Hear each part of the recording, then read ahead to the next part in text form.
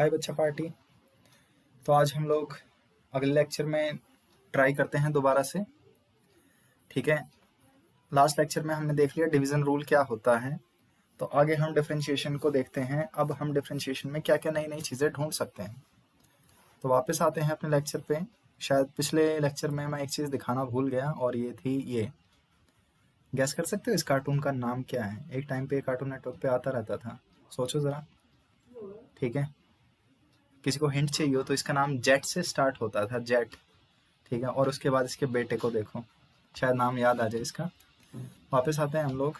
ठीक है, ये वाला क्वेश्चन जो है, इसका आंसर मैं क्या बताऊं? चाहिए इसका आंसर? ना, अपने आप करो। ठीक है, हेडिंग डालिए।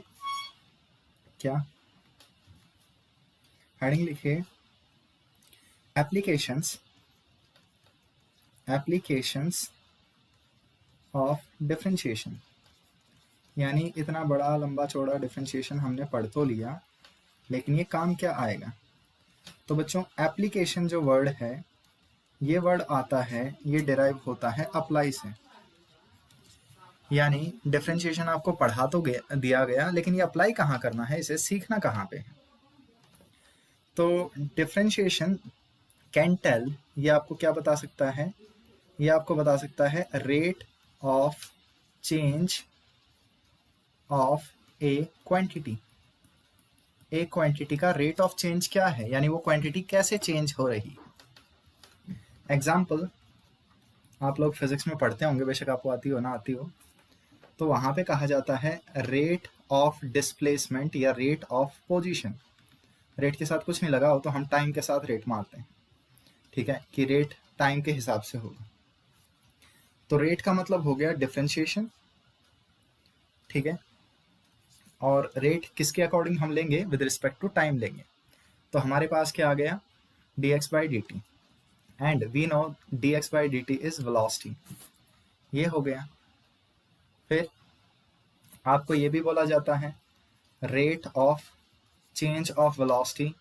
ठीक है, rate of change of velocity, यानी वेलोसिटी का रेट ऑफ चेंज।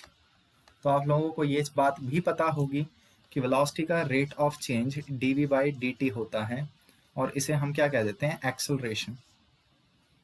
ओके, तो हम किसी भी क्वांटिटी का रेट ऑफ चेंज निकाल सकते हैं। जैसे you can find out dq by dt, जैसे हम करंट कहते हैं। अनलिमिटेड नंबर ऑफ क्वांटिटीज हैं हमारे पास जिसका तुम रेट निकाल सकते हो। जहां पे भी तुम डिफरेंशिएशन करते हो, you are in a way trying to find out the rate of change, you are trying to find out the differentiation. Okay, next. फिर बच्चों, सेकंड इसकी एप्लीकेशन है, इससे हम स्लोप निकाल सकते हैं। ठीक है, दैट इज डिफरेंशिएशन। अगर आप में से किसी को मेरी वीडियो स्लो लग रही है तो फास्ट कर लो, यूट्यूब में ऑप्शन होता है। डिफरेंशिएशन हेल्प्स, ठीक है, इन फाइंडिंग स्लोप। स्लोप को फाइंड आउट करने में ये हेल्प करता है। अब इसका क्या मतलब हुआ? स्लोप क्या होता है, ये चीज़ जानने के लिए मेरी स्लोप वाली वीडियो देख लेना। अभी तो मत देखना क्योंकि पोस्ट ही नहीं की, कहाँ से देखोगे? कभी ना कभी तो पोस्ट करूंगा मैं इसे। ठीक है, स्लोप को हम m से रिप्रेजेंट करते हैं, और डिफरेंशिएशन क्या करता है? इसको फाइंड आउट करने में हेल्प करता है। मेरी राइटिंग बड़ी मस्त है। अगेन, अगर कुछ नहीं समझ में आ रहा तो वर्बली समझो, थोड़ा सा हरियाणवी एक्सेंट मिलेगा, लेकिन कोई नहीं। एंड फाइनली थर्ड, ठीक है, वी कैन फाइंड, हम क्या कर सकते हैं? वी कैन फाइंड मिनिमा, यानी मिनिमम वैल्यूज, और maxima with help of differentiation. तो डिफरेंशिएशन से ये सारे काम किए जा सकते हैं। मिनिमा मैक्सिमा निकाला जा सकता है, स्लोप निकाला जा सकता है, आपकी चॉइस है। सबसे पहले स्लोप पे आते हैं। तो देखिए, मान लीजिए मेरे पास यहाँ पे है y एक्सिस, यहाँ पे है x एक्सिस, और मैंने कोई भी एक कर्व ले लिया ऐसी शेप का, रैंडम शेप का, और मैंने इस कर्व पे आपको एक पॉइंट दे दिया P। तो सबसे पहले P पॉइंट पे टेंजेंट ड्रॉ करो। P पॉइंट पे कर्व के अलोंग थोड़ा सा आगे इस लाइन को खींचो, थोड़ा सा पीछे इस लाइन को खींचो। स्ट्रेट लाइन के सेंस में खींचना ऐसे। जरूरी नहीं है ये ओरिजिन से ही पास होंगी सारी, कहीं से भी पास हो सकती है। तो ये एंगल है मेरे पास थीटा। इस थीटा के साथ tan लगा दो, टेंजेंट लगा दो, दिस इज कॉल्ड स्लोप। और बच्चों स्लोप हम डिफरेंशिएशन से भी निकाल सकते हैं, y एक्सिस का differentiation with respect to x axis. किसी को ना पता हो तो अगेन मैं बता दूं, m बोले तो स्लोप, फिजिक्स में ऐसे ही सिंबल होते हैं, मैथ में भी ऐसे ही सिंबल होते हैं, ठीक है। A for Apple, B for impact parameter, C for speed of light, D for duplicate नहीं, ठीक है, फ्रिंज विड्थ, फ्रिंज डिस्टेंस, ये सारी चीज़ें आ जाती हैं। तो सिंबल क्या रिप्रेजेंट कर रहा है वो चीज़ देख लेना। हम क्या कर सकते हैं, हम डिफरेंशिएशन से स्लोप फाइंड आउट कर सकते हैं। एग्जाम्पल, ठीक है, एग्जाम्पल मैं देता हूँ।